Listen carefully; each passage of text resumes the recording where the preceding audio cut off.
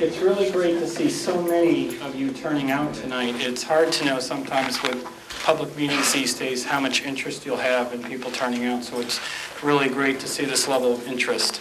My name is Mark Conrad. I'm Superintendent of Schools, and with us tonight who will be presenting is Assistant Superintendent Brian Cochran and Jen Susing, Principal for Nashua South. Jen has been heading up the High School Futures Committee, which has been looking at the question of whether we should consider changes to the block schedule in the high school. We're now in our 8th year, believe it or not, since we went to 2 high schools and went to a new block scheduling approach. And a lot of thought and effort went into the whole concept and idea and the specifics of our block schedule. But as we've learned from it over time and had students come through it, we've realized there were areas we think, and we know as many parents and students, you also agree, there are some areas we can make some improvements in what we do. What we've really sensed, and Jen will show how the data backs us up, is that we don't want to step away completely from the idea of the block and go back to where we were with 7 periods. But there are things we should be doing to improve the education of our students within the general framework that we have now. So with that, I'm going to turn it over to Ms. Susing to begin the presentation. Our intent is to take some time to help you understand the options that are in front of us. There's a survey you'll be able to complete online or other parents. And then really to spend some time hearing from you. We really want public input into this process. We've gotten some great input last year through some of our survey work, and we want to continue that input as we work towards making a decision on the kinds of recommendations we'll be making to the Board of Education, most likely in January, for changes we might see next year or in future years. So with that, I'll turn it over to Mrs. Susing. Thank you. And we're not usually the school that has the board meetings televised, so that's why we're walking around carrying the microphone. And we actually have play practice going on down in our auditorium, so I appreciate the fact that you are all up here nice and cozy, but you know what? It's warm if you're all together in one big room and I'm freezing, so maybe the heat generator will be good. We have seats down here, we have some in the back, and I think people just swung around to this side. Go ahead and head on up, fill in. We're one big happy family, so sit close together. For those of you who don't know me, I'm Jen Susing, the principal here of our wonderful Nashua High School South, the land of purple, in case you hadn't noticed. And I'm also actually a graduate of Nashua High in 1979, so I actually was here back in the day when we had the 7-period day, and I came back as an assistant principal in the 99 to 2001 period, where we were transforming from the 7-period day into looking at the whole high school process and what we wanted to do differently there. And at that time, there were several teams of people involved, along with parents, students, staff, researching the block schedule. And like you heard Superintendent Conrad say, this got implemented. This is my 7th year here as a principal, and it had begun prior to my arrival. However, upon my arrival, hi everybody, how are we doing? There's kind of mushing around. Go ahead, I'll stop for a second if you want to come in and just fill in the gaps. Thank you. Lisa, down front. Here you go. Okay, great, hi. Anyway, when I started, and Jen Pappas, if I sway a lot and move around, just, point a finger down at me. I apologize. When I started 7 years ago, I had asked the question, what do we have in place to assess how well the 4x4 block is doing? Have we built in some kind of a system that will check this out? And through the course of time, through changes in administration, we actually have a superintendent and his team who listened to that and formed this High School Futures Committee about 1.5 years ago. And one facet of that committee is the one that I have been assigned to chair, and that's on the block scheduling review. And also looking to how we would change it up if we did want to change it up. And did people want to change it up? I didn't know. So we designed a survey. We formed a committee of parent, student, teacher, administration representation from both North and South, and we designed a survey that we thought would actually ask questions that help us in our investigation. So the survey you're about to see is from last January, Well, actually, we're still in 2011. So it seems like last to me because it was last year, but 2011 of this past year.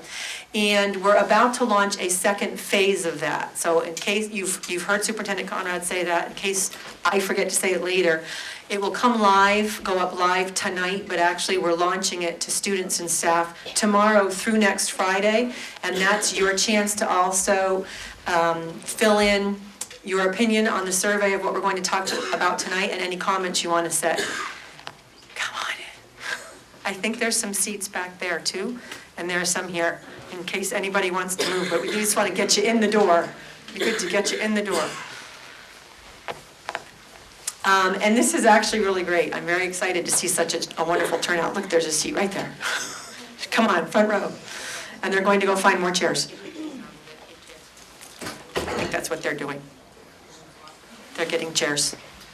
So thank you very much for this, audience, and if you have any questions along the way, just feel free to stop me. But I wanted to at least share with you last year's survey results and where we went from here. We had sent this survey out also for North and South parents and parents of 8th graders in the 3 middle schools. So we have respondents from those groups, as well as students of both North and South and teachers of North and South. So the demographics that you see here, it wasn't as healthy as we would have liked, which is why we're really trying to launch this survey to get even more input from people and have this kind of an evening, put out some alert nows. Hopefully, because you're here, I'm assuming you all got the one that I did last week, which is a good sign for me. So we'll be, we had it in e-news. I think also Mike Brinley, who's here from the Telegraph, you had it on the front page of the paper. Thank you very much. So we're getting the word out so we can get feedback and build an even bigger respondent base. So, with the survey that we had done last year, the first question we wanted to know is how you felt, how we as a community felt about the current block schedule. And for anyone who's here, and I see some young faces who have, if you've not traveled our path, we are split into 2 semesters, first and second semester, 4 classes per semester, so you can have a total of 8. Each class is about 88 minutes long, so you have 4 classes, semester break, 4 classes. But in those 4 classes, you're covering the span of a year. So if you think of a 45-minute period, we're doubling that. So we're taking the year-long classes that most of us adults grew up with and condensing it down. So a student here can have 8 classes a year times 4 years for 32 credits. And that was developed through research 9-10 years ago to give our students the optimal experience. You know, putting you to work. I love seeing my bosses work. This is great. Thank you, gentlemen. Thank you, Superintendent Conrad. Very nice of you.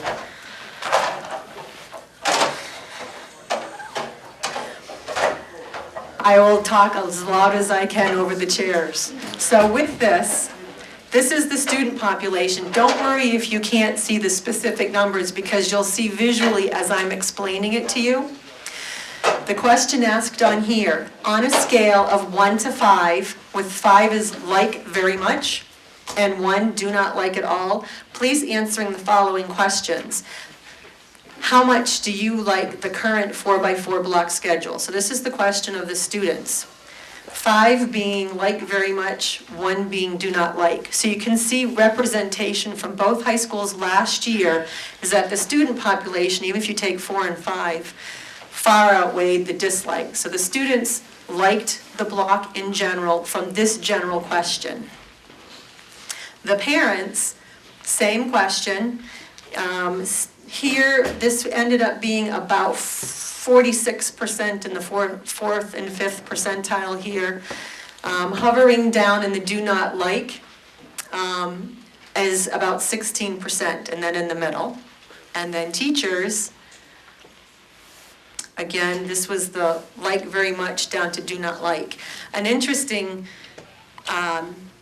tidbit to share with you. I had 2 students in my office today who are in a journalism class, and they're actually writing an article. They must be aspiring to be like you, Michael. Writing an article on this whole experience of block scheduling, and I laid the same graphs I'm about to show to you, I laid out across my desk. And I said, so just on this first one, what does this information tell you? And they said, well, the students really like it. I said, they do. And I said, who else? And I said, the teachers. And I said, what else do you see? They said, the parents not as much. And I said, why do you think that is? And this one young man who's a senior, he said, it's because that's not what they're used to. They didn't go to school for that, so they don't know what it's all about. And I said, there you go. Because I cannot tell you how many parent meetings I've been in where, when I was here, I was in a 7-period day. And I said, well, I was too, I understand that. But that was from a student's perspective. So this shows you also the teachers from last year at this time liking the survey. So then we asked them, if you wanted to, do you feel the current 4x4 block schedule should be changed in some way? So you might like it, but if we changed it, would you want it changed in some way? Again, these are north and south. The difference on this is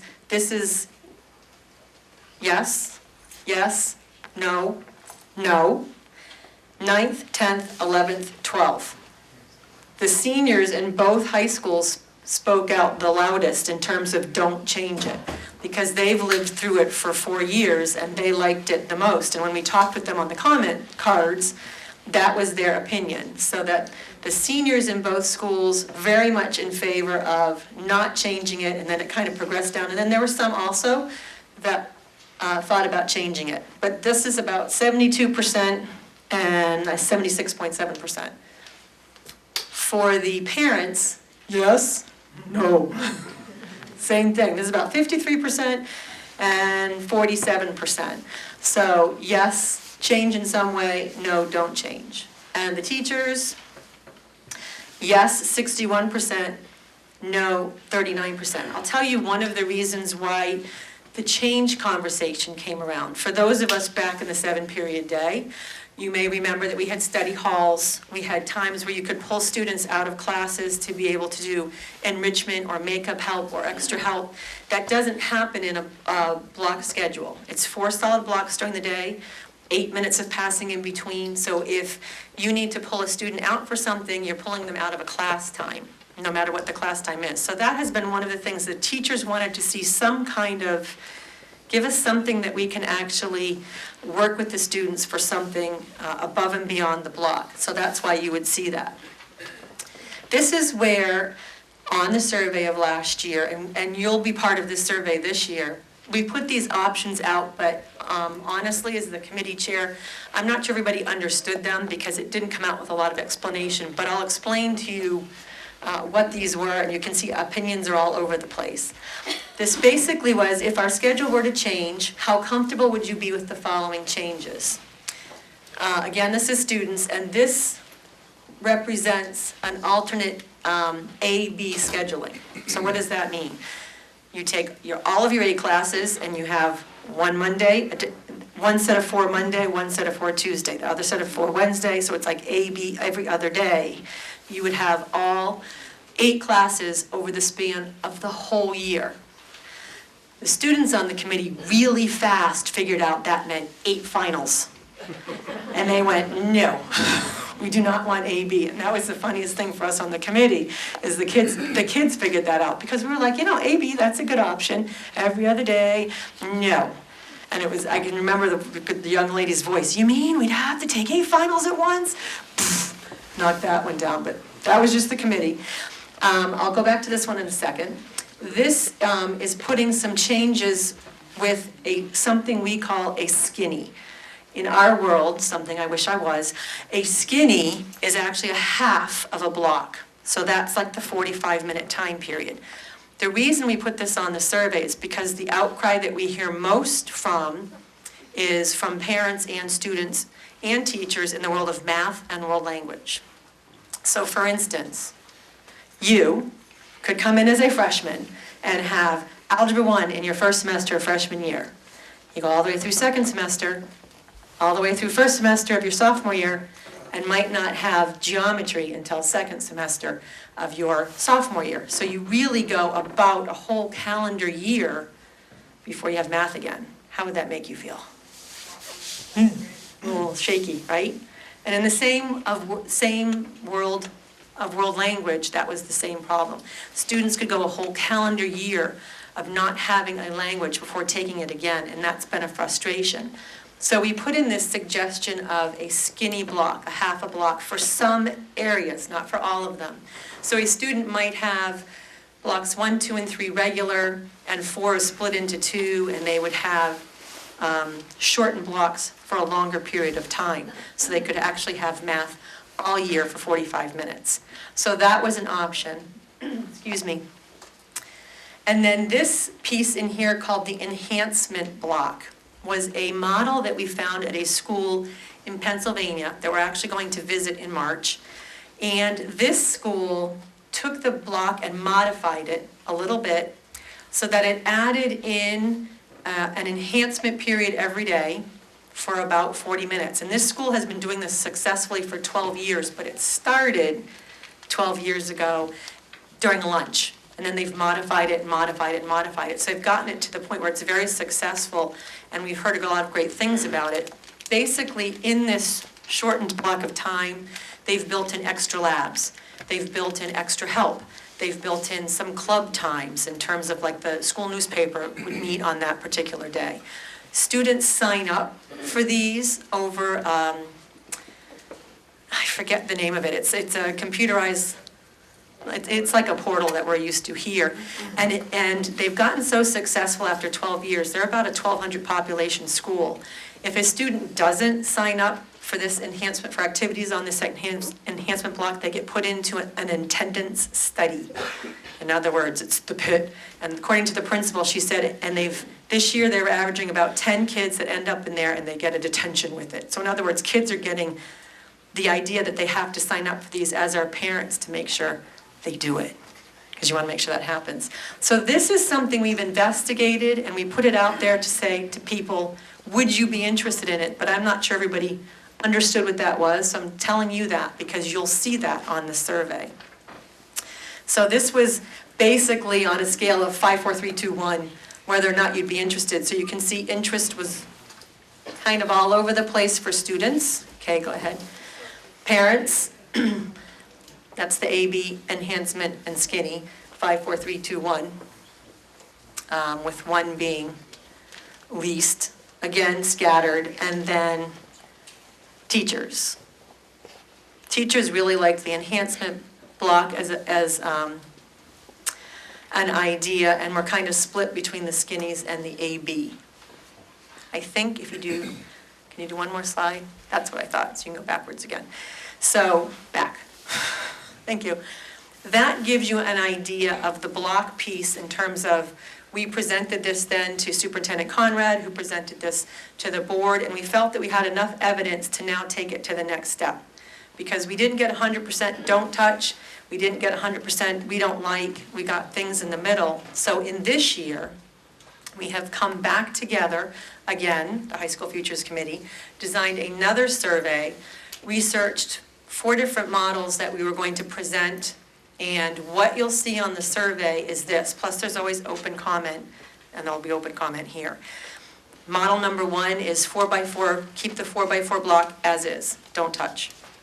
Model number 2, keep the 4x4 block with some A-B days. And if you're a parent of a music student in here, you'll know that we already actually do that for a little bit. Keep the 4x4 block with some skinny, the shortened block times that spread over the course of the year.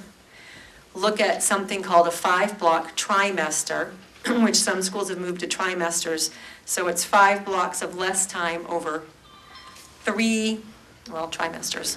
And one of the, just to tell you, it might sound like a great idea, but the feedback we're getting from kids and teachers when we put that out to them at first, and sitting down here, raise your hand, Maureen, our director of guidance, because sometimes I have to defer to her if I'm getting this wrong. A student might not be able to continue with their teacher through both sections of the trimester, and that's one of the downfalls of that. So we've heard that feedback, but we're putting that model out there. So with those 4, the 5th question will be, would you be interested in having some kind of enhancement block built into any one of those models? So, and then there's comments for each of those. And just to let you know, we threw in a question about whether or not you'd be interested in us investigating blizzard bags, but I just wanted to tell you that. Not to do with tonight, but we thought we'd ask that question since we have a survey of everyone. So that will be launched for you for your comment piece. And in preparing this to the board, my next presenter is going to be our assistant superintendent. And what he took to the board was the next level as far as the explanation of the blocks. Before we go any further though, does anyone have any questions on what I've presented from last year's data? Yes, ma'am. What did teachers and students say they liked about the block specifically? Kay, I'm going to put you on the spot. Kay, who's actually helping me with this, is a graduate of Nashua South. And I said to her, Kay, if they were to ask you what you would say, what would you say? I asked her this about half an hour ago. This was not planned, I promise. I really liked block scheduling when I was here because you get more time in classes, so it didn't feel like they were rushing to give you information and stuff, and you could really ask questions and everything. That's what I like about the block scheduling. Thank you. One of the things you hear, oh, you want to take that? Yeah. I'm being silenced.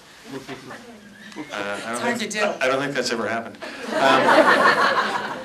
I actually served on Jen's committee where we went over all the survey results, and myself, a teacher and one parent, read every single comment from several hundred students. And it was probably 3/4 of students who wrote in favor and 1/4 that wrote against. Those who spoke in favor liked the fact they only had 4 classes at a time. They only had homework in 4 subjects. They could go in great depth. They liked the longer periods because they didn't have to stop. By the time you get in, take attendance in a 45-minute period, sometimes you can feel like you're just getting into it. Those students tended to be describing honors and AP classes. The quarter who didn't like it, the major reason was that they struggled to attend for a 90-minute period and felt that they didn't get the best use out of the full 90 minutes. That by the time they got near the end of the block, they couldn't focus as much. And it broke down almost universally into those 2 things. You're done? You're up and running. Okay. Well, you covered half my slides though. So this is going to be really quick.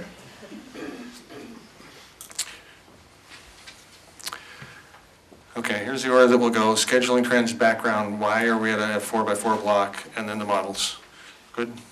So back in the days when I went to school, we typically took 4 classes per year, 4 years high school, 20 credits. The move to the block it was primarily in response to a couple of things. Students wanted taking more robust curriculum and program, having room for more AP classes, more honors classes, be able to compete for selective institutions, and at the same point in time, be able to take more electives and try more things out, have a broader curriculum. And that really was the kind of pact that I think the community made with the schools in the funding of the high schools. It was built with that vision that every student would take 8 credits for 4 years, 32 credits, very robust program, very full program, lots of options and availability, very good CTE programs. We have 19 CTE programs. We have 19 or 20 AP courses at North and at South. Multiple sections of AP in some classes. I think AP Psychology at North this year might be 3 sections. So that's the main driving force. Here's a 7-period day. It meets all year long. Teacher load is teachers teach 5 out of 7. That's where we were. So here's why. Yeah, keep going forward. Yeah, that's that we've done between Jen and I. So here's the 4x4 block. So first semester, I take my first period, second period, third period, fourth period day, and I do that 90 days straight. I write 4 exams, I move on. First, second, third, fourth period, 90-minute blocks, and I'm done. Okay? It does have good teacher utilization. Teachers teach 3/4 of the time with 1 period off each day in general, which is a cost factor, and as we know, that comes up. They have 1 prep, and there's some classes that run year-long. We do band and chorus as an AB day. So we take history or whatever social studies course and back that to us. So the students will take history one day and music the other day, and they'll do that all year. So they get the equivalent of a semester in each of them, 90 classes of 90 minutes. But by taking it every second day, it means that they have band for a 1 credit course all year. So that's the AB day model. All right? So it allows 2 credit, 2 semester courses, advanced placement and CTE programs. We have over 1,200 kids in our CTE programs, and we have by far the largest AP program in the state.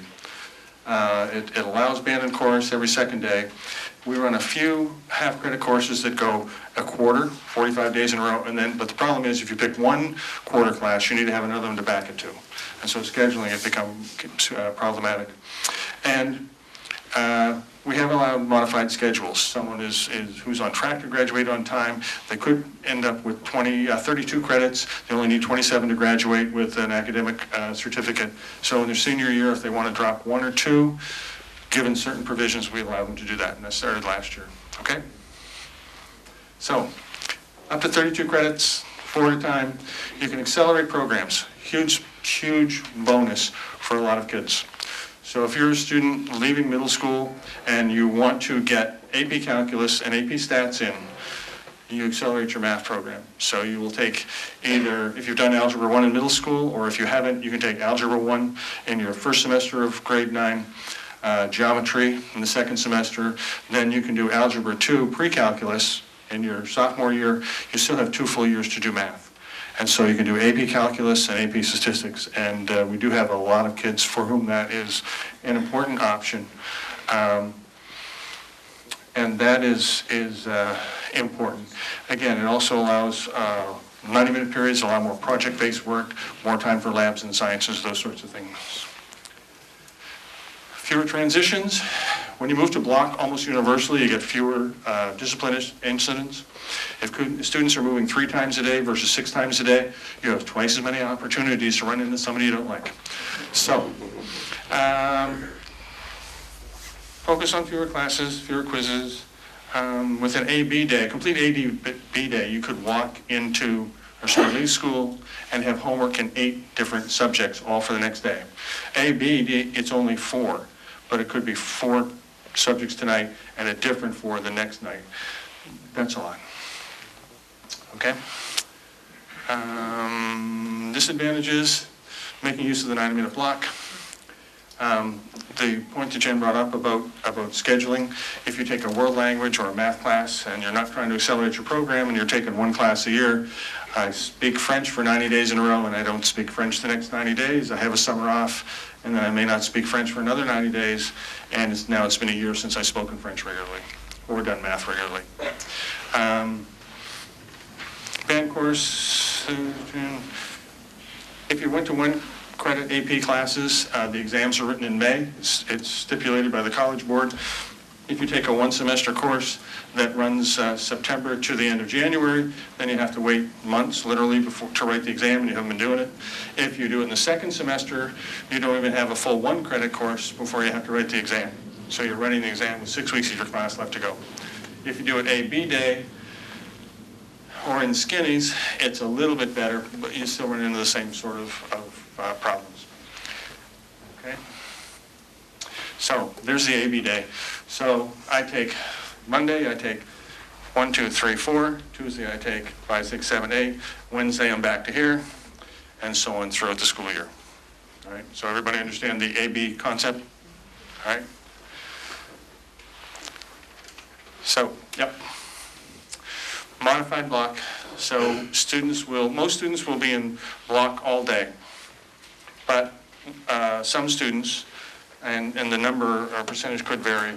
So on Monday I have this class, this class, and then I have my A-day class. The next day I'll have you said. So semester 1, I'll go 1, 2, 3, A-day. The next day is still semester 1, I'll go 1, 2, 3, B-day. So these 3 classes are the same 90 days in a row, but I'll alternate all year between these 2. Okay? So that's essentially what we do with music.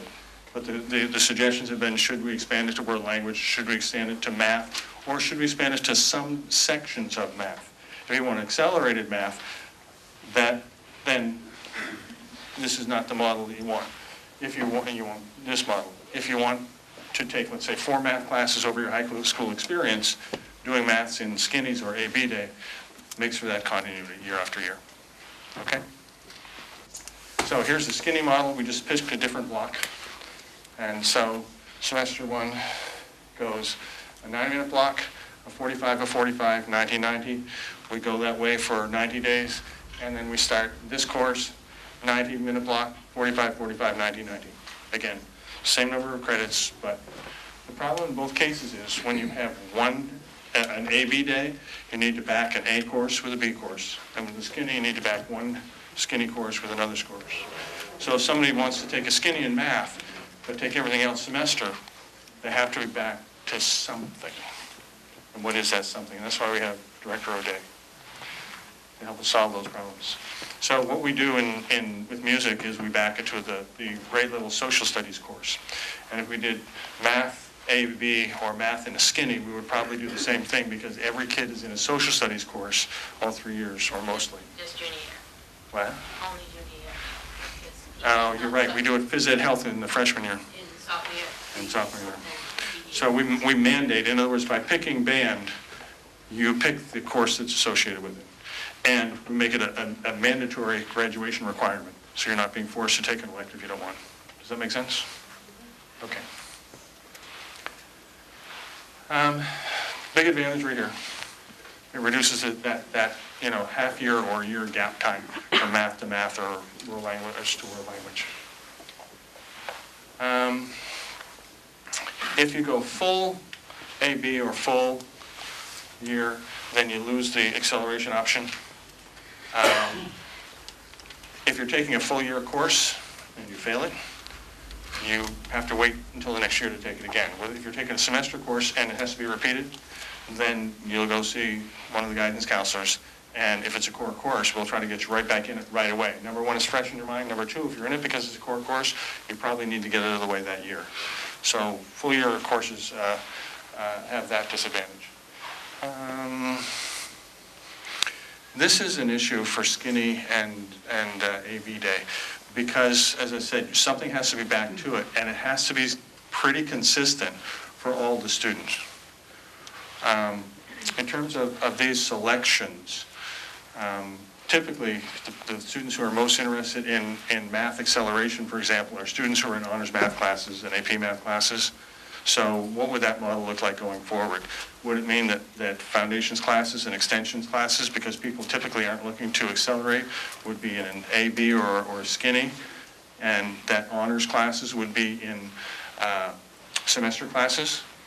But then what do you do for students who may be very good academically in math, but don't want to accelerate the math program? So you'd have to offer honors both in an accelerated semester format and also in a skinny or an AB. Because I may want to go to UNH and I want to take the honors level math courses that'll get me in there, but I'm really not interested in taking 6, 7 math courses, but I want 4 good, solid honors courses with good grades that'll get me into the arts program that I want. Does that make sense? So the problem with that is the more courses you schedule in different variations, the more the class size varies. So there is, it's like a tube of toothpaste. You squeeze it somewhere, the pressure goes somewhere else. But it's something that we can do. It's just harder to even out class size. The intervention or enrichment period. So you basically shave 10 minutes off each period, create a period at some time in the day when students aren't in their regular schedule. In this case, the advantages are it is program accelerated. Students lose 10 minutes times 90 days of instruction in that class. However, students who are struggling in that class can get up to 40 minutes a day remediation in that. The group of students that we often have to change the pace of the class for are those who are struggling. The students who are doing well, probably losing 10 minutes a day is not a problem for. They'll learn without that 10 minutes. So we do have to meet hours limits at this point in time, but very shortly, And Ms. Honorable, you would know better than anybody else where we are in terms of moving completely to competencies as the only way of gaining a credit. It becomes less problematic. But the reality is with this block, can you just go back one for me? So if I have math here every day, right, I'm losing 10 minutes a day of math. But if I have math extra help this day and this day and this day, the students who need it are actually getting more math help. They're getting more math instruction, and it's targeted because they're only working with students who need that assistance. Okay? Now, you can probably do that well in 2 subjects at once. Those students that don't need remediation are in some other form of extension, in some other things. If we go a couple of slides up. So here's just a potential schedule. So we have a 6-day cycle, 1, 2, 3, 4, 5, 6 days. So all the math teachers are off here and they can meet and work on curriculum and Common Core stuff.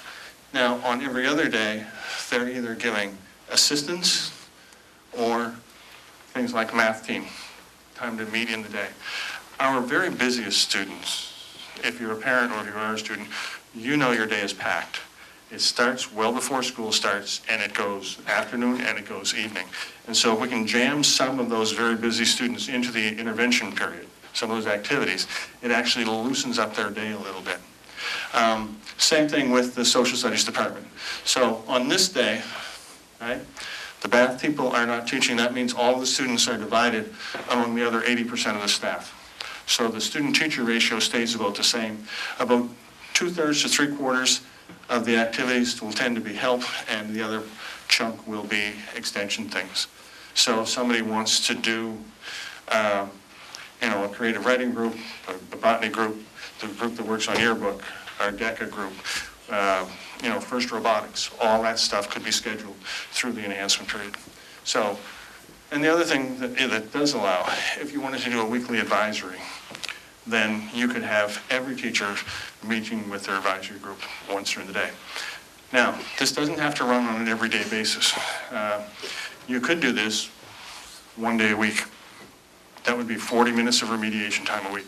Or you could do it Tuesday, Thursday, or you could do it Monday, Wednesday, Friday. Or you could go a time of not at all, and then do a week of remediation. But quite honestly, other than the scheduling and the time between courses, the other biggest problem that we have in high schools is that the train is moving. The curriculum is going forward. We are going to address all of these things by the end of the year. When a student falls behind, there's no way to get caught up because the lessons continue and we move on. And we teach and we reteach as best we can, but the rest of the class is going. If you can have a regular time during the week, even if it's once or twice a week, to remediate that kid who needs that 40 minutes then, that's worth 2 hours 2 weeks later. So that's one of the things that the teachers really like about the enhancement block. If we move to it, we're thinking that we would probably phase this in very slowly. Does that mean 1 day a week next year, 2 days a week? Right? Does it include advisory in year one? We really don't know. We just really like the idea. I just came back from a workshop in St. Louis, and one of the top 10 performing schools in the country uses this model Tuesday, Thursday only. Almost exclusively remediation with extension activities. So if your son or daughter's doing fine, and they're a chorus student, and they're in enhancement block, they can choose to go to the chorus room or the band room or to one of the other extension activities. Scheduling, it is difficult, and enforcing the expectation that it's meaningful work and meaningful learning for all kids is the other very difficult part. So, but once it's up and running, it can be very self-sustaining. Most of the schools that have done this have implemented it slowly in order to do it well, monitor the quality as it goes and grow it. Okay? One of the concerns would be trying to implement something this big too quickly. Lack of quality control, lack of expectations for teachers and students. All right? Where are we? Keep going. Yep, one more. I think we talked about most of that. Let's go to the last model. This is a model that a lot of schools in the state use. Instead of 2 90-period semesters, they go 360. Instead of 2 90-day semesters, they go 3 60-day trimesters. But it takes 2 trimesters to make a credit because the blocks are shorter. That means that instead of 4 credits and 4 credits, you end up with 2.5, 2.5, 2.5. So you only get 7.5 credits potentially earned a year. The other major disadvantage is that since classes are in halves, I can't guarantee that whoever teaches the first half of Algebra 1 and the second half of Algebra 1 will be the same teacher. So curriculum has to be very well aligned. I can't even agree that you'll take it in the same school year, because I might take out the first half of geometry here, and then the first trimester in the fall, I'll take the second half. So those are the curriculum challenges to that. There are some advantages. A 72-minute block is a little bit more manageable. Students for whom the 90-minute block is more difficult in terms of staying focused, like it. But the disadvantages are you can only earn 30 credits instead of 32. CTE classes go from 90 minutes a day down to 72, which is quite problematic for them. And AP classes run all year as a 1.5 credit course. So they get 72 minutes a day instead of 90. And I think that's the major piece of that. Let's go through. Yeah, that's about it. Here's some examples of program acceleration in the trimester model.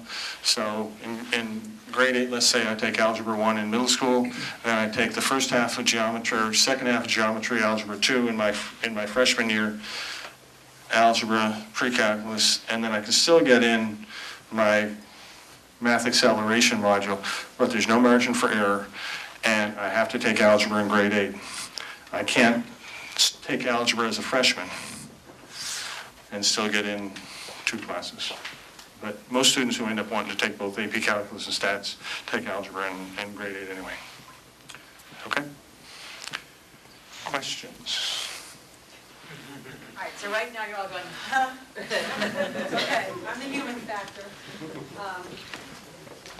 We tend to talk in education ease, so I want to go back a little bit and tell you that AP, when you hear us talk about AP, is advanced placement, and so we are on a level system here. So we have foundation, extension, honors, and then advanced placement courses, which is designed to be, it's a college board class, it's a college-based class, and you're getting, you can, if you score high enough on the exam that's always offered in May on an absolute schedule that the entire United States follows together on the state at this time, everybody is taking the AP Stats exam kind of thing. You can earn, depending on if your college accepts or not. So students who are interested in that need to look for the college they're going to and say, do you take the AP exam scores? So some colleges will take a 3 or better and you earn college credit, so you don't have to take that when you get there. So an advanced placement is very rigorous. It is right now, for the most part, except for a few classes, it runs all year long, and it's an accelerated level. We've added, first time this year, opportunities for sophomores, and we actually added a brand new AP freshman class, which is still ongoing, and we're getting a lot of feedback from students on that. When you heard Assistant Superintendent Cochran say CTE classes, that's Career Tech Ed. And that's our 2-year programs that both North and South have. And North was built for some, South was built for some. So if you are, for instance, a South student and you want to take culinary arts, you travel on a shuttle bus over to North, every day. So we have shuttle buses that run between every block for all of the CTE. Over there, it's automotive, culinary, cosmetology, biotech. I don't know them as well. I probably should. Here we have our graphics. Thank you. Here we have our early childhood. So the students want to go into teaching, health services with an EMT program, CAD, machining, construction. So in other words, if you enter those as a junior and or senior, it's a 2-year program, takes up a big chunk of your schedule, but for those students, it's a very valuable experience because they often leave here ready to go in with an apprenticeship or pre-career choices.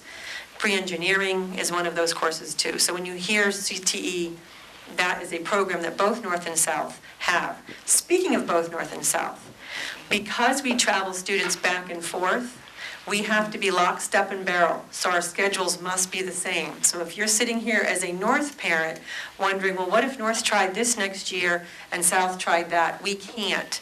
Our bells ring. If I'm talking to Principal Ryan on the phone at 2:03, I can hear his bell ringing while my bell's ringing. Our bells ring exactly the same because our students travel. And we are what we call area schools, so students feed into us from some of our area schools who don't have these programs.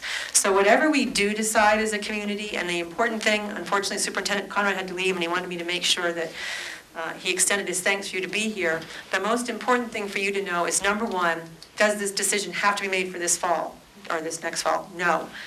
If we have to take time to do it for one more fall, we would, if it's going to be something we need to do. So I don't want anyone to think we're rushing into anything unless we have a groundswell of support to do so. So we want to make sure whatever we put in place, it goes well. And as you heard Assistant Superintendent Cochran say, we might be even phasing things in. So you're getting a lot of information tonight. We've presented this to teachers, both North and South. Students will be hearing about this in their classes, and we'll be opening up surveys for them to be able to give feedback.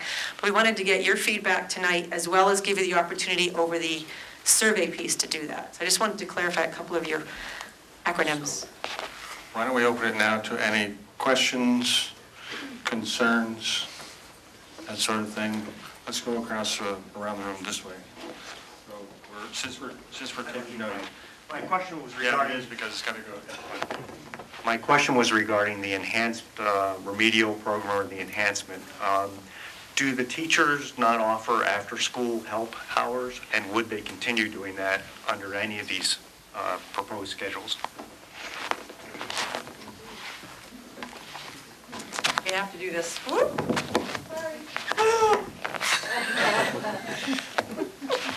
I knocked off the ball. Jen, how am I doing?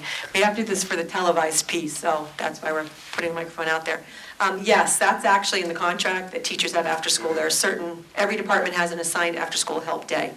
That's not necessarily going away, that hasn't been suggested to go away, because that's open for everybody, where these might be more specific. Maybe you should stand near me. Okay, let me go get the next one. By the way, the model of the enrichment block that we're looking at would be that any remediation could be required by the teacher. So we typically know that the students who most need extra help after school don't go. Teachers could actually mandate and say, okay, you need to see me Tuesday and Thursday this week. Next question. So firstly, I know this is a lot of work, and thanks for putting this together, but I think with all of these options, I have an opinion of what we need to solve, but with all these options, I think we're losing track of what the problem is that we need to solve. For instance, the enhancement block and the trimester, neither of those address the issue of the scheduling problem where somebody could go a year without taking a math course.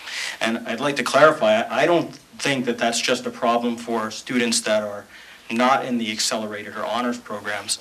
My son, for instance, is in an honors math program and has not been able to take a math course in his first semester here as a freshman. Cannot take geometry until the spring. So he's going almost a full year without having a math course as an honor student. And the same thing for his French program, where he's not going to be able to take that for a year. So it's not only kids that are not in the accelerated programs. It really does affect everybody. So I'd just like to understand what is the problem that we're trying to solve by having these different scheduling options, because if it is the scheduling issue, I don't see how all of these really get to that. The biggest issue that has come up, one of the things we've talked about has been with world language and math. The notion of, the research shows that to miss a semester, there isn't a whole lot of negative impact over time, but a year can really start to be problematic. So the question would become, I think consensus among staff is coalescing around that we probably need to move some things to skinnies, and that there are two priorities, world language and math. There are some subjects that you really are quite distinct. Social studies and science, we really don't hear complaints about, gee, I had a year between my social studies classes, one was world history, one was this, one was civics. Nobody really seems to express concern about that, but that is the area that we think we need to address, world language and math, and continuity of program, and for which students is it. This way, all foundations and extensions classes, and potentially honors classes, could be in full year formats, and that would mean world language courses by definition are honors classes. So that's the only level that we offer them at. But that is the single biggest issue we're looking to address if we go to this. You're right. The enrichment class doesn't address it. But the enrichment class, as Principal Susing mentioned, can be implemented with any of the other models per se. This way. On that same subject, I have been completely reliant on the block schedule to achieve my schedule this year, which is exclusively advanced placement. Would it be possible to have both the intervention period, what's that called, as well as skinny blocks? Would we be able to combine the options as that would allow for solutions to both? And also, 3 out of my 4 teachers have informed me that in order to retain our accreditation, we are required to have one of these study hall periods. Is this true, or there seems to be a large thought among the teachers that this is the case? I think what the teachers were referring to are the NEASC standard on, well, not advisory, but it doesn't say the word advisory. What it says is a system of making sure that every student has an adult in the building as an advocate that they can go to. Most people translate that into advisories. And one of the benefits of that enhancement period is it does allow advisories. But you can do advisories without the enhancement period, and you can do the enhancement period without advisories. Quite frankly, if we do go to the enhancement period, whether it's 1 day a week or 2 days a week, I don't think we're ready to implement. We haven't had enough conversation about advisories and where we go. I think that's a separate conversation. And I don't think that if we do make some scheduling changes to moving towards skinnies, the odds are real good that we would have advisories in them. But that's what they're referring to. NEAS, the only statement that North, for example, just got to know you didn't meet this on was that. We didn't have some sort of format, which is usually an advisory, that meets that standard. Yes, more on those skinny classes. Has anyone correlated data on state testing as to how high schools are scoring and where they're deficient, and how that exposure over the course of the entire school year can make students more proficient with not only retaining what they learn, but utilizing it on a day-to-day basis? I mean, you look right now, you're seeing kids, they text all day long. Can they write a grammatically correct sentence? Can they make an argument in a paragraph? Can they debate what topic is before them and their peers? Okay, these are the kinds of things when we send our kids out to the workforce, they're going to have to be proficient at. And so when you're talking about foreign language and math, are we correlating data in other subjects as well? I mean, I would say to converse in English properly would be a huge benefit for our graduating seniors. If they have a second language, they're going to need it by the time they graduate college. So I would say I like the skinnies for exposure the year long, that's my opinion. But if you could do courses, for example, for our children who are, young adults by this time, if you have chemistry, great. Biology, great. If you can do that for 2 hours, they get to set up their lab gear, work through those types of problems. But if you could straddle those with a skinny, because the attention span for children and young adults, I mean, they got to get rest at night. Some are playing sports, football, basketball, hockey. There's a lot going on with these youngsters. And, I would say if you could do 3 skinnies, 2 big ones, shave off 10 minutes on those and make that 4th skinny, if you will, that enrichment period. Just a thought.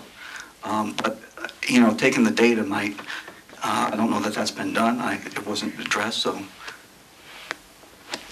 There's no explicit data because in order to have a real high-end study, you'd have to have a double-blind design, and we tend not to subject students to that. I can tell you that there's no real trend in terms of kneecap data. I mean, I am the kneecap data person in the district, and what I think you're alluding to is we need to do what's best for instruction for our kids to give them the opportunities that we want them to have when they leave here.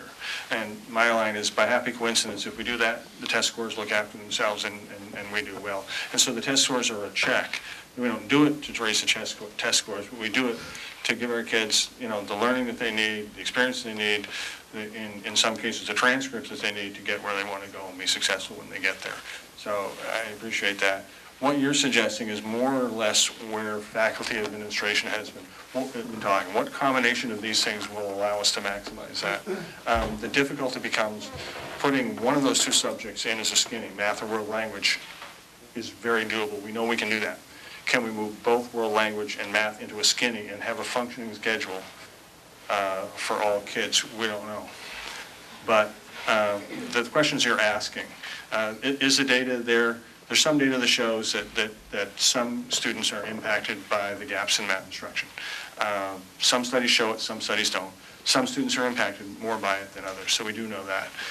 But that's an instruction piece, and that's exactly where our conversations have been. So. Thanks. I have a number of things, so I'm just going to pick my highlights. One of the underlying assumptions seems to be that a 90-minute block is a good idea. And one of my concerns is that there seems to be a lot of studies out there that 90 minutes is not an optimal instructional period. And no matter what your instructional period is, if courses and coursework isn't designed to really adapt to 90 minutes, and I think that unfortunately has happened quite a bit, that we have 90 minutes, but the 90-minute block isn't used for instructional time, so students are already not getting the amount of instruction that they should. I'm not saying that's anybody's fault necessarily. I certainly have heard teachers, and I appreciate when they say this, that it's not the same having a semester or a year-long course versus the 90 minutes, and trying to cram it all into 90 minutes isn't the same, and you need to use your 90 minutes differently to get the same amount of information in, which is a lot of a teacher standing at the front of the room trying to jam a lot of facts in there. And that's a concern I have, because almost every model we've looked at there really assumes that 90 minutes is still a good idea. 90 minutes also, the 4x4, or even a modified 4x4, limits the options that students have. They aren't able to take an expansiveness of courses that I think we hope they can do in high school, when you can only get 4 credits a year and those 90 minutes are so locked in. Students, we already have scheduling problems. It's not as if whatever we do is going to be the first time. There's lots of kids who don't get math, and as this the first gentleman spoke, his student wasn't able to get them. That happens to a lot of kids already under our block schedule. I'll just do a few more, and if there's a place we can send comments to, or and maybe if we could. Actually, in the survey, there's a built-in comment box, and we do read everything that comes in, so that would be really important. Okay. Okay, then I'm just going to do a couple more highlights and save it for the survey. Our students are competing when they go to college or post-secondary with other schools where students. Every single application says, or school says, we want to see that you've challenged yourself as much as possible. And they want to see a variety of courses, and if you only have that block schedule, there's a limited number of courses you can take. And the students who are trying to get into the most competitive schools are very often competing with students who are taking 6 classes at another school and doing well. And if you balance those two together, the students who are taking more classes have a greater advantage. I'm going to stop with this next comment. The New Hampshire Task Force on Mathematics Instruction has come out with a preliminary report. There is data about math. There's a great concern in our state for low math scores and the amount of remediation. For example, when students are going into the community colleges, about 65% of those students have to take remedial math. So they're coming out of the high school not being prepared sufficiently. They have to then take remediation, pay for it because you're in college, and it's not credited to your degree. So we're really doing a disservice for students by not having that math continuity and opportunities to take different math, and I'm going to be quiet now. Thank you. I want to clarify one of the comments and let you know that I am very familiar because I actually sit on the math task force. But the comment of the AP classes, if you want to take a robust AP class, you get fewer courses, but the same number of credits, because AP is a 2-credit course in our system. One of the benefits of a 2-credit AP is the student who may or may not be, someone, should I try AP? It's a stretch for me. The fact that it takes a 9-minute block all day, it does take up a quarter of the schedule. If you took only AP classes for a full year, you'd end up with 4 courses, but 8 credits. And what colleges really don't care whether you get 1 credit or 1.5 credits or 2 credits for it. So if a student takes 4 AP classes, and we have a lot of kids who take 4 AP classes, then they end up with 32 credits, but they really only have 30 courses on their transcript. Now, we're one of the highest schools in the state in terms of offering the 32 credits, but the more you take AP classes, the more the number of entries as courses on your transcript actually goes down. I'm assuming that's what you were alluding to, right? Okay, thank you. Anybody else on this side? I'm gonna have to skip over there. Hi, I was just thinking that some of the problems could be eliminated if the courses sequencing matched the AP classes. When my kid was in 8th grade, the guidance counselor told me to put him in Spanish and put him in algebra.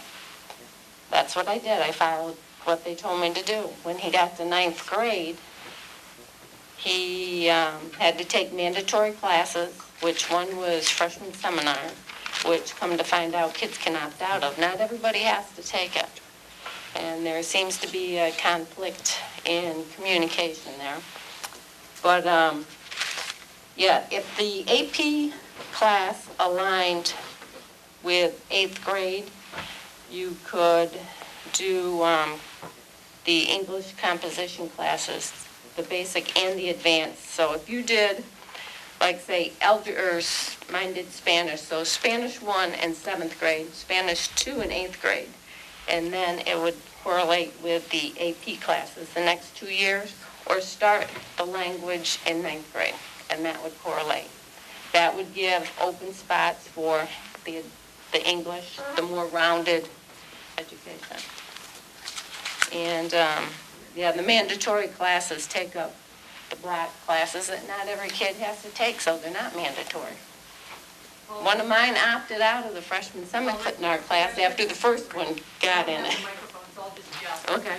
Freshman seminar was originally a mandate for every freshman. It has morphed over the years into being an elective. So this year it was an elective. So again, when you heard Assistant Superintendent Conrad talking about like the skinnies and backing up, if they take that as an elective, then we have to make sure we have enough offerings for freshmen to take to back up to electives. So that's hard. And they do have foundational courses, whether it's English 1 at any level, that they have to take. But freshman seminar is no longer mandatory for all freshmen. It's an elective course that they can opt to take. So for instance, here at this school, and we're the bigger of the two, we run, and they run actually on an AB. So we have 8 sections. We have about 160 of our 500 or 475 freshmen that currently take freshman seminar. And the other freshmen opted to take other electives instead. I'm going to lose my voice, so I better not yell anymore. And after that, we have a young man on this side like to, after that question. My concern has always been with these 90-minute blocks that they are not being utilized to the full effect. I have spoken to other teachers that got information from other school districts where, like the sciences and certain things where you need a lab, where you're doing lab work, it's definitely beneficial. I find a lot of times when my kids come home, they've done all their homework in class because they have a lot of time. And that really concerns me, sending these kids off to college when they have not sat home doing 3 hours of studying. They also study in classes. And it concerns me because we're spending a ton of money to send these kids to college, and if they don't have that if they're doing all their work in school and they're not learning that, you know what, it's 4 hours worth of studying for that one class in college, and you've got 5 classes that you're having to deal with. So I find that a huge concern. While I'm walking, we actually are aware of, we're in communication with the community colleges and folks like UNH when we get data on how our kids are doing when they go there for math. The figure of 63 to 65 is pretty accurate in terms of kids who have to pay to take math courses at the community college system that don't count towards graduation. Our numbers are better than the state average at about 50%, that's way higher than we'd like it to be. Thank you. 2 comments real quick. I'm new to the Nashua School System this year. My son and I moved up from Northern Virginia. In Loudoun County, they had an AB block schedule in middle school and in high school. I'm very much in favor of the 4x4 that we have here. My son was a BC student in that AB block schedule. He's an AB student in the 4x4 schedule. So I'm very happy with that. I'd be in favor of adding that enrichment period. And then a little off topic, but something for the committee to think about next, as their next topic. In Loudoun County, high school started at 9 o'clock. Elementary school started at 7:30.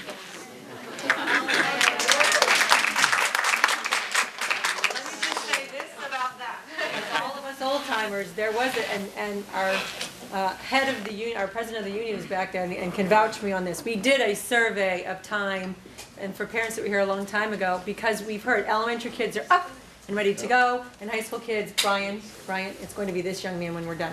And the high school kids want to sleep in because they're working at night. We did this extensive study on time, and a lot of it came down to high school students are also babysitters for the younger students, and then the work and the athletics and the sports, it all played into it. So even though the community had looked at the other start time, it ended up that in the end, it stayed the way it is now, even though I know the high schoolers would cheer if you said 9 o'clock, but it impacts everything after school for them, as well as childcare and other families, and that became a big driving force in a community where older siblings were doing a lot of babysitting younger siblings. So I'll just tell you that, because trust me, I'd like to not get up at 4:50 every morning myself. Yes, sir, you've been very patient. Sorry. Hi. I think there are 2 major concerns with the advisory block. One would being, how would you technically enforce kids to learn? Because yes, you can force them to write or do work, but you can't really force their minds to comprehend what they're doing. So kids who don't want to learn can certainly pretend like they're learning, which I know kids who do. And also kids who don't need the extra help, I think mainly what they're going to be doing is they're going to be doing homework, which they won't be doing at home, where it's supposed to be different contending views there. And they're going to be doing things that aren't necessarily school, like texting, or they're going to be playing on their iPod or whatever. They're not going to be utilizing their time wisely in their advisory block because they don't think they need it.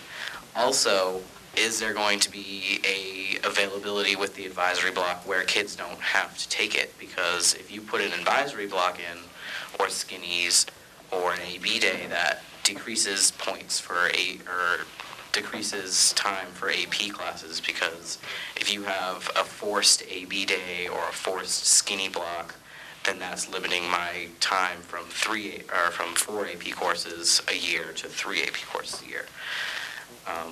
One thing that doesn't really have anything to do with this is I think there should be a meeting between parents and kids to talk about different conflicting things, where some parents have concerns that, kids aren't utilizing their time, but kids actually do, and it's different, different ways of describing that. Let me talk to you about advisory, which we on the committee we call it the X block, because advisory can have a negative connotation because it's done so many different ways. Unless it's done well. Unless, I know it's not on. Oh, hi. Unless it's done well, it won't work. So I hear everything you're saying, and we have researched a great deal of models for whatever this connected piece will be. And I'll tell you this much. In my 7 years here, I've talked to a number of students about this, and there are seniors who say, you know what, Mrs. Susing, you really need a senior seminar, not the freshman thing. We need help with our college application process, and what we're doing with our essay. And I talked with juniors who say, you know what, Mrs. Susing, you really need a junior seminar because we need help with this FAFSA stuff and how we're doing apply. And sophomores saying, what is this CTE, these two programs? We really need a sophomore. This has been a theme I've heard from students, which is why we want to build in, it wouldn't be anything that would take away from class time. If we actually probably ended up doing it, it would be everybody at the same time, like you saw in here. And it might be something like it's once a week for a short period of time.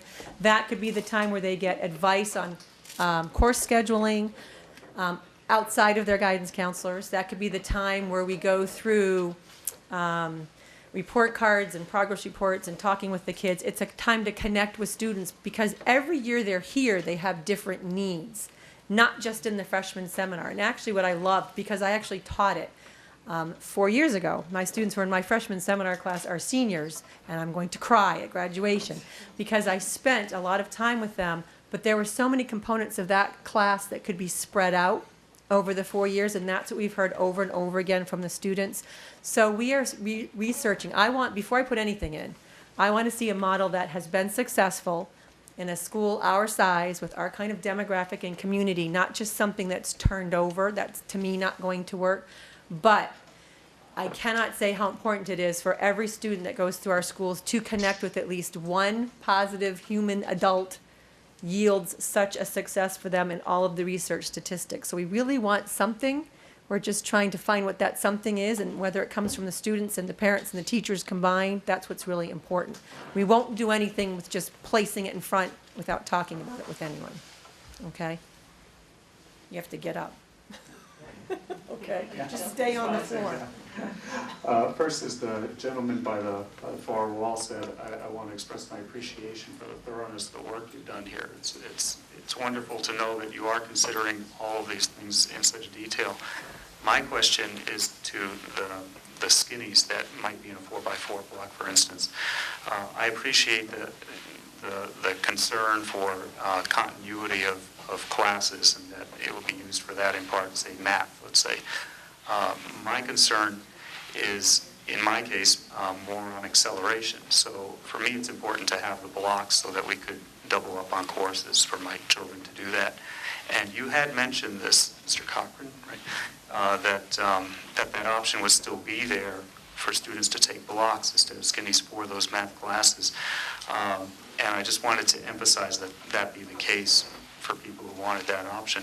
Also, one question, in that period where there were skinnies, are there also planned to be overlapping block classes, or is it just everyone would have to take skinnies and plan for skinnies to be in those periods? I'll answer this before you do, if you don't mind. Notice our director of guidance's hair color right now. If you look at her in about a year, she'll probably be matching the color of her coat because we're challenging her to say, can we have skinnies with the block and move? So we're not suggesting a skinny for everybody and for every course. We're putting options out there for students who need to break up that piece of the day, and we've been spending a year just on that topic alone, right, Ms. O'Day? She was actually like 10 when she started here a year ago, but so we're looking at all of those options, okay? And I think we had a question here, but go ahead. Well, it might not be a question. My daughter, she really wanted to be here tonight. She's a senior, but she has a calculus test tomorrow, so she couldn't come. Oh, she's studying. Yeah, she's studying. And I did ask her about the 90-minute period, because in the Telegraph, I thought I read something about the kids can do their homework on fourth block, or do you remember it making reference to that? No? Okay. So that one thing I did, sorry about that, no, I'll have to read it again. But one thing I did ask her is, I said, okay, how do you feel about the 90 minutes? Do you do any homework in your 90-minute classes? And she said, no. She said, sometimes maybe in the fourth block, but she has 3 APs, and she says they utilize the whole time. So I just wanted to say something about the 90-minute periods. Thank you. I've been teaching at the college level since 2004. A few different courses, economics and whatnot, but right now I'm teaching math to fine arts students who tend to hate math, actually. And the courses run, I know, I'm trying to tell them that. Those courses currently go 2 hours and 50 minutes. I've taught everything from a 45-minute class to up to 3 hours. You can really stretch it out if you need to, not stretch it out, but you can fill the time. 45 minutes is good for hitting certain topics and really nailing down certain things. But sometimes you find that it's really not enough time. You're just getting warmed up and getting going. And just when you're getting into the material, it's time for them to leave and you have to wrap it up. So, I'm not suggesting a 3-hour class, but... Thank you. Students, thank you. But I think 90 minutes is good if you can really, how you plan your day depends on the time that you have to work with. You can do a lot in 45 minutes if you do it well. You can do a lot in 90 minutes if you do it well. You can do a lot in 3 hours if you do it well. It's just really, opening up your teaching style and making sure that you have a lot of time where you're not just standing at the front of the room and talking, but you involve the students in activities where they're working with each other and things like that. You can really fill it 90 minutes and get a lot done. So, 2 cents.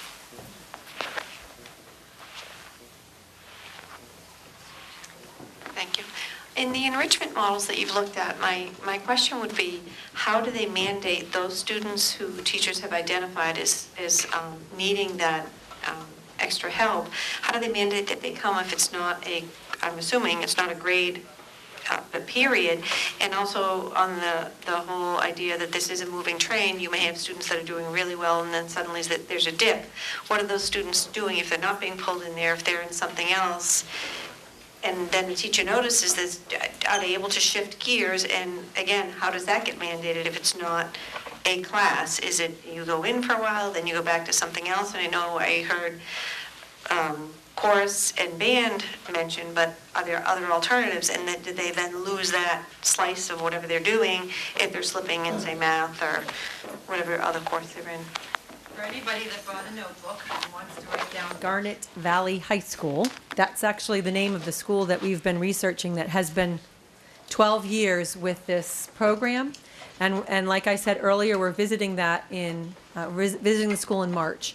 So I'm hoping to have all of those kinds of questions answered. But about the hour-long talk I had with that principal, that was my understanding, is that it's fluid. So students can move in and out, but the students who need extra help are going in with teacher, suggestion, parent support. So it's not like they're always there, but until they get a specific topic like you had talked about and then understand it, they could move on. They had put some of their clubs in there. They had put enrichment activities for students that want to advance. So they had really a menu of choices for students. And the students, and I said to the principal, I said, well, how do you think your kids feel about this? And she said, you know what, that's a good question. I said, well, I'm coming down to find out. You would think that they probably have assessed it, but after 12 years with it being so successful, it seems like a great model. So it's something that, again, it's not something we might absolutely fall of 2012, everybody's doing this every day. It might be something we morph in. And she said, like I had mentioned earlier, they started during their lunch block and kids were all over the place. It was complete chaos. They would never do that again. But they learned from that and created the model that they have now. So we'll hopefully get some of those answers to our questions, and we'll be sharing them with you as we go. But Garnet Valley High School is in Pennsylvania, and this is the particular school that we've been They're going to be really happy when they get a lot of phone calls. Right. Don't call. I promise you I'll send you information so I get in trouble. Hi, I've never been a big fan of the block scheduling for reasons that woman over there said, and that woman over there talked about the homework and how our students not being prepared in college, I think, for the amount of work that they're going to have. Now, I have 2 college students who are graduates of Nashua South, and both of them were honor students and placed poorly in their math, so took, courses that we didn't anticipate they would have to take for their math courses to start their college years. And one of my students has been out of school for 5 years, and just knowing, and I know this is just a snippet of what what I see, is many of the groups of students that he graduated with struggled, taking not 4 years to graduate, 5 years to graduate, taking courses in the summer. So leaving school. So my question is, I mean, that can happen for a variety of reasons, and I'm sure it would be difficult to get that kind of data, but I went to college a few years ago and graduated from a high school that we had 7 periods. But most of the people I knew got a college degree in 4 years. So I don't know if we could if there's any data out there that you could capture how well do students fare who have been in a block scheduling high school, how do they fare in college versus the students who have 7 periods? And if that data isn't available, another group that maybe you could survey when you're doing all this is survey the students who have been out of college or out of this high school for 4 and 5 years. What do they think? Were they prepared for college? Would they have been better off being in a high school that offered a 7-period, school day? I can give you a couple of bits of information. You're not going to be able to find data that specific about the comparison because you're either one or the other. But as I mentioned earlier, our data is better than the state average in terms of kids going to community college, requiring to take remedial math classes and also English classes. About 3 years ago, we got feedback from UNH on our kids taking calculus there. We do again, significantly better, not as well as we would like. But the other thing is that as of about 2 years ago, the average full-time undergraduate takes 4.8 years to finish a 4-year degree. So what you're describing, isn't a Nashua issue as it is a bigger issue, but we still want to address it as best we can. But don't a lot of high schools offer block scheduling now versus, so that may be, it could still be an issue. There's a lot of factors. One of them is we have an increasing percentage of the population going into college. So trying to isolate out one factor, but we're looking at it all. Oh, I understand, but I'm just wondering if there's any way, if you have availability to send the survey out to those students, they may offer a lot of good information.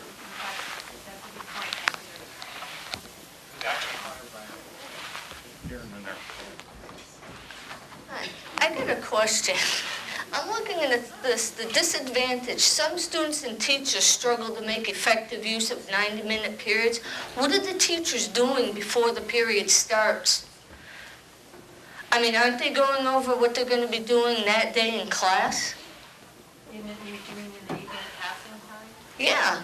I mean, I'm a little concerned. My son went to parochial school, and the teachers were busy. Not that I'm knocking public schools, but it concerns me. My son was out for a week because of an illness. His teacher gave me his homework and said, oh, have him do it. Didn't explain it. Said, oh, just have him do it. If he doesn't understand it, when he comes back, let him, I'll help him. If you don't explain the work or send some kind of example home, how does he know he's supposed to do it? Seems to me that the blocks that they got now are perfect. He loves them. And another thing, how's this going to affect special ed students? If you cut the periods to 80 minutes. I mean, those are the kids that need it. They need that 90 minutes. Well, remember that that's not necessarily going to be For everybody, so not everybody has to take a skinny. You could still do the 4x4 block. You don't have to do Right, but they still that. need to go to high school for 5 years. I transitioned a kid from this high school about 7, 8 years ago. And I saw the kids that were doing really great here.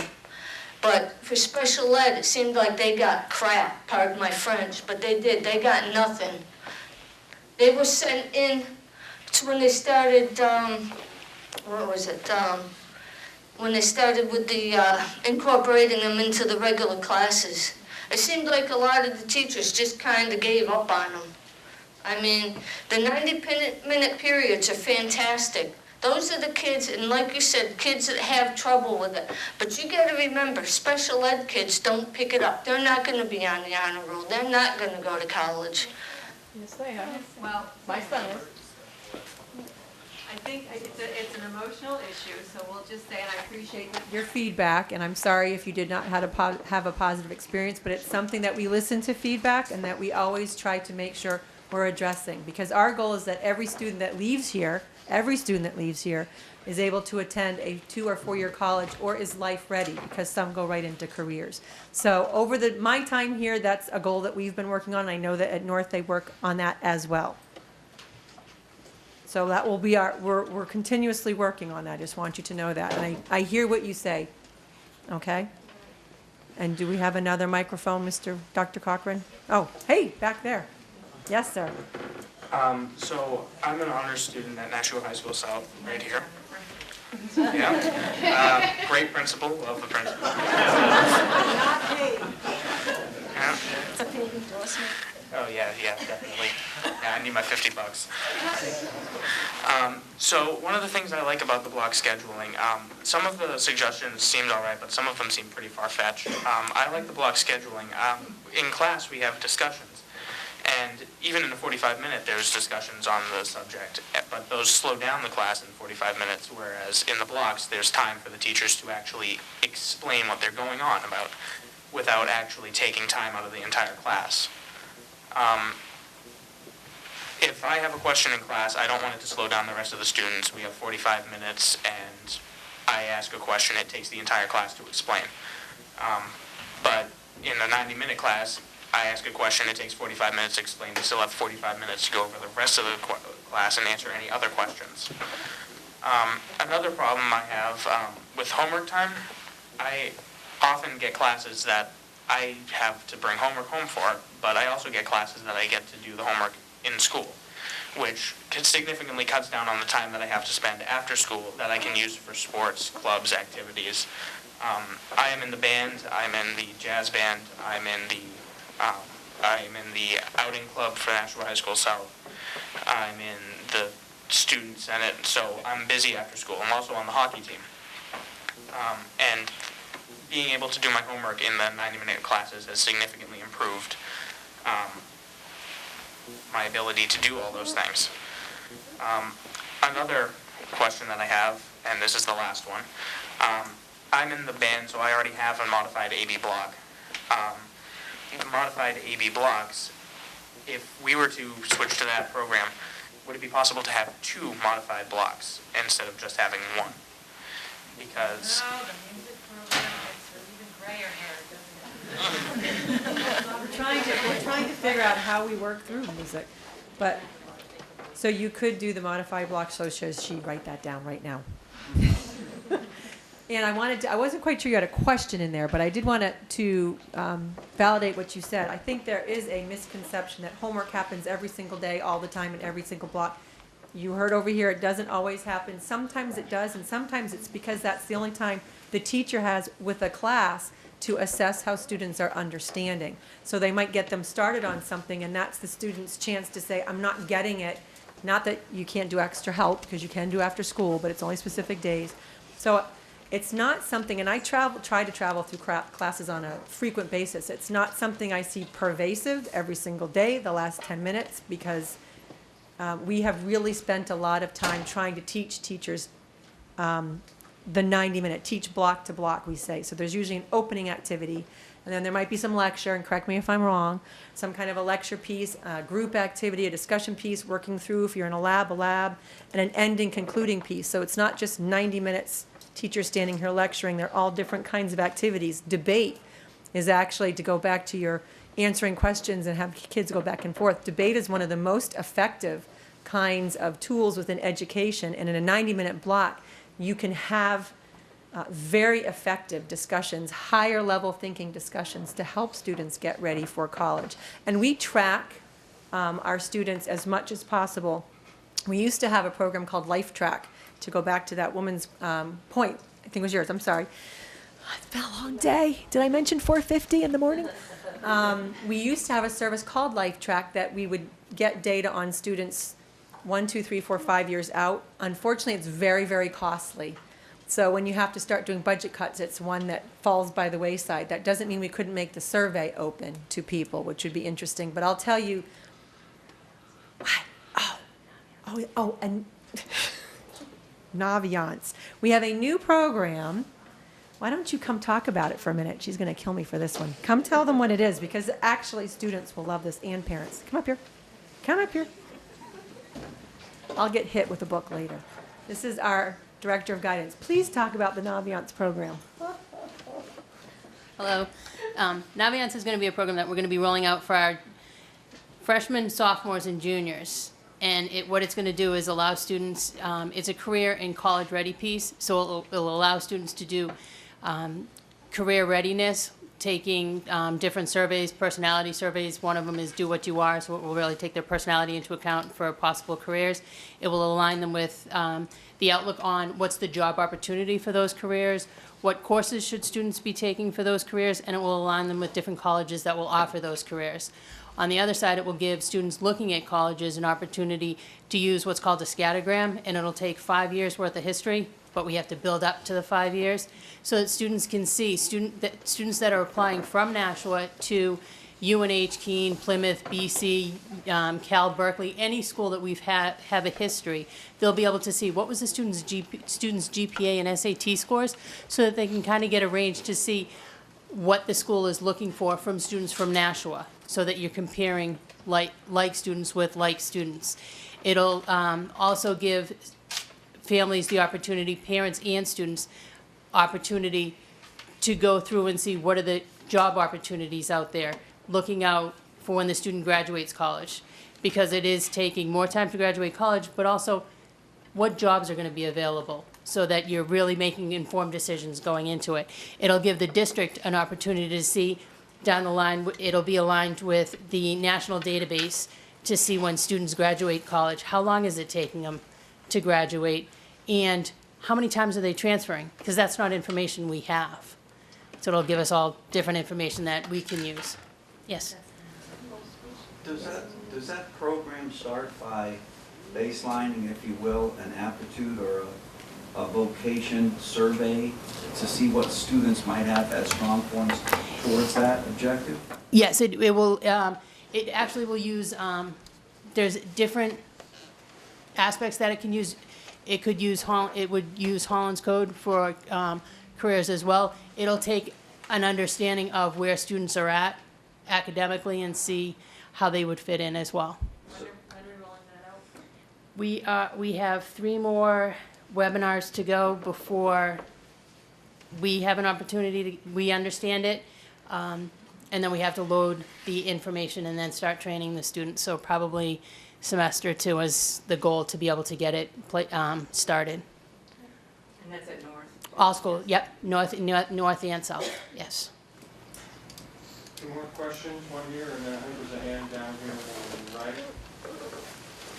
And my question has to do with, is several times my freshman and my senior, well, my freshman only once, my senior have been told that they can't have these classes because they won't fit into their schedule. I thought the advantage of the block scheduling was to offer all these different choices. So I didn't know if that was a function of the school being too big or the scheduling or what, but it keeps repeatedly happening from year to year. What's amazing, that was 32 choices.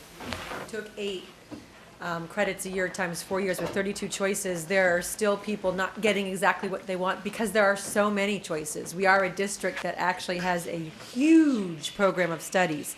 So especially if you're in a music program, that can hamper you. If you are in an AP class, that lessens your choices. So it really comes down to everyone, and I don't mean to sound trite when I say this, but wants their cake and eat it too. And that's the kind of thing that we've tried to allow with 32 choices, that ability. But even with that, it doesn't always happen. Sometimes it's enrollments because our classrooms are pretty packed. So with the enrollment, what? The minimum number in order to run a course is? There's 3 different minimums. You have to have 20 to run a course for a regular, first time offered. If it's a sequential like Spanish 2, 3, 4, you only need 14 or 41. I don't know how she's holding her. 14, and an AP class needs also 14 to run. So sometimes we offer courses that don't meet that minimum, so we have to cancel them. So. Well, my freshman, one was an elective, but when my other son was a junior, there was a math course he really needed, and he couldn't take, in chemistry, wouldn't fit. So then he couldn't take chemistry, junior year, and then he signed up for an AP bio class this year and was told he can't take that without chemistry as a prerequisite. And so it just, the whole block schedule thing doesn't really, I can't find the advantages, and like, is the only disadvantage of the not the 4x4, of the long classes meeting like the AP schedule, I guess, the first one, is the only disadvantage of that they have to take 8 finals? Because a lot of their classes are electives and they don't even have finals, so it wouldn't be 8 finals all at the same time. There were actually more disadvantages. I mean, that was from the kids' perspective. That's what they had said, but there were different disadvantages on the A-B schedule. The more constraints you put in the schedule, the less likely, the greater the number of students who are not going to get their first requests. A-B and skinnies, because they have to back something to it, cause a significant decrease in our ability to schedule kids in their requested courses. When we can't get a student in the requests, then Director O'Day and the guidance counselors have to sit down and say, what schedule can we get for the student that gets as many, if not all, the core classes? And most of the time, we can get all of the course requests in, but they may have to not take this elective, but take that elective. And then a relatively small percentage of students, we can't get all of their core classes in. The more we go A, B, the more we go singleton classes that are only offered once. We've offered 19 AP classes. There's only 4 periods in the day. That means that we have 4 AP classes or 5 AP classes running in every block. You can only be in one of those places at once. So it does create that kind of constraints.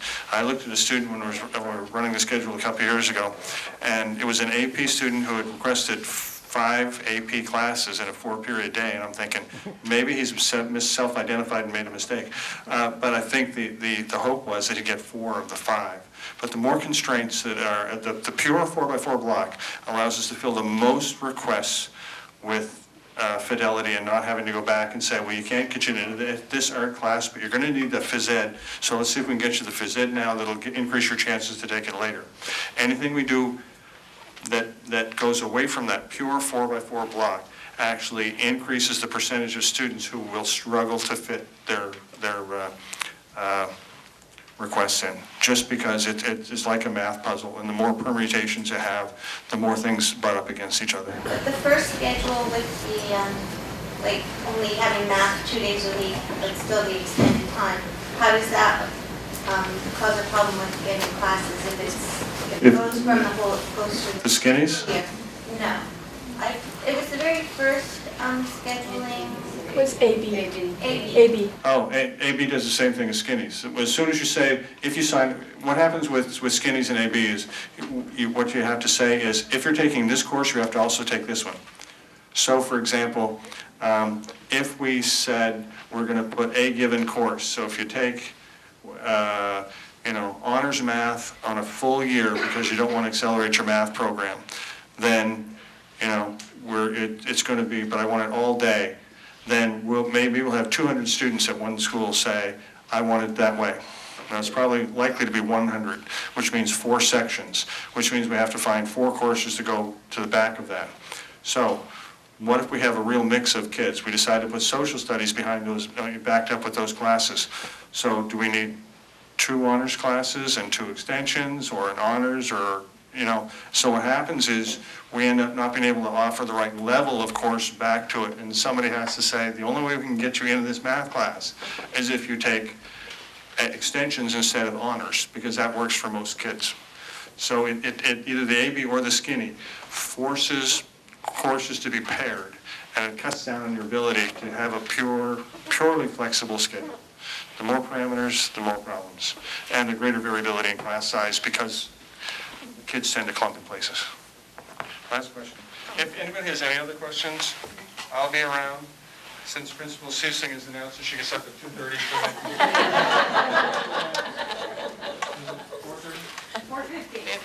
4:50, she said.